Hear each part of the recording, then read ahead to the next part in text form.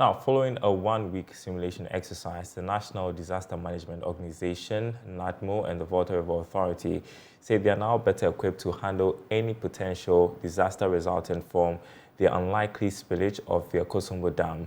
The intensive simulation exercise is aimed at enhancing their preparedness and response capabilities in such an event.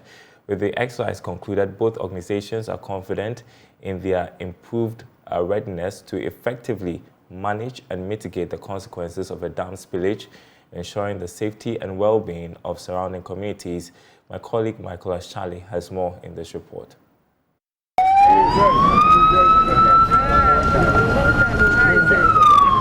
Sirens blaring at full amplitude, alerting residents of this community living near the Volta River of a possible danger. The Volta River Authority, VRA, has taken a difficult decision to open the gates of the Akosombo Dam, causing water levels in adjoining communities to rise quickly. At Atimpoku and Jijokopa, some residents flee their home for safety. Others caught in a disaster helplessly perch on trees. It's a cry for help. Moments before the disaster, the VRA and the National Disaster Management Organization, NADMO, sent a warning to authorities in communities most at risk, and quickly, help is dispatched. Personnel from the Ghana National Fire Service carry the injured and the elderly to safety, while the Navy clears the waterways and rescues those caught off guard. The National Ambulance Service transfers those severely injured to the nearest health facility. Are your men there? At the Sujaman District Command Center, pressure is building on the emergency response team.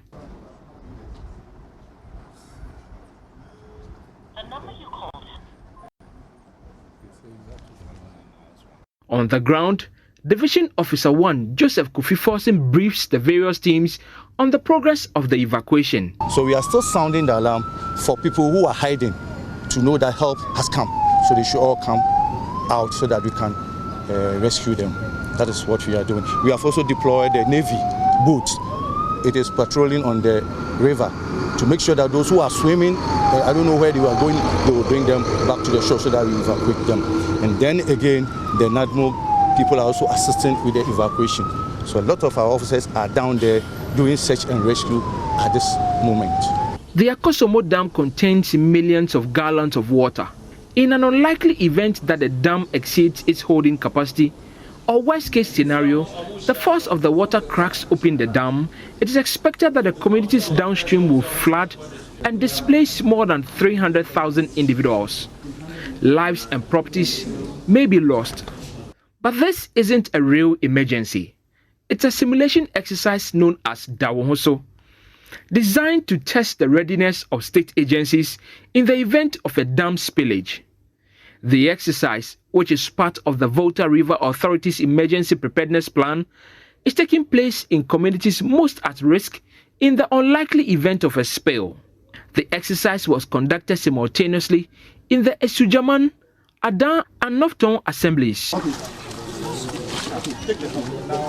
A National Emergency Operations Center was coordinating the situation.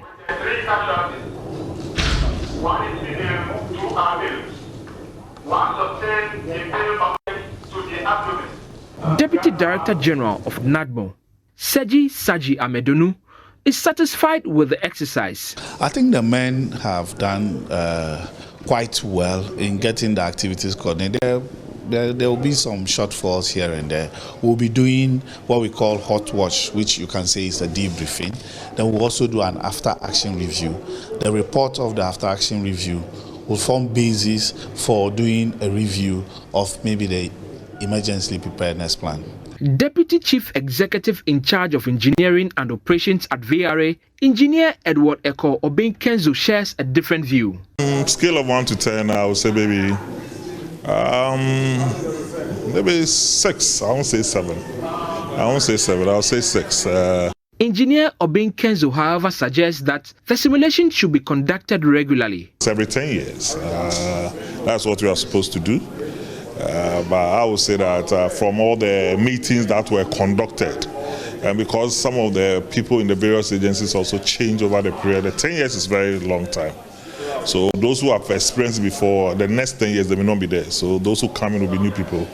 So you can't say they have a very perfect plan. Everybody comes with whatever they've experienced before from the other agencies and help you to build the plan. So I consider from the discussion, the new revised plan, I would say that we can move us up to like 7, up to maybe 7.5. Director in charge of engineering services at VRA, Engineer Kweku Wiafi says the lessons of the simulation will guide the team to enhance their response to emergencies. Of course, it wasn't all perfect. There are a few areas that we think we could improve.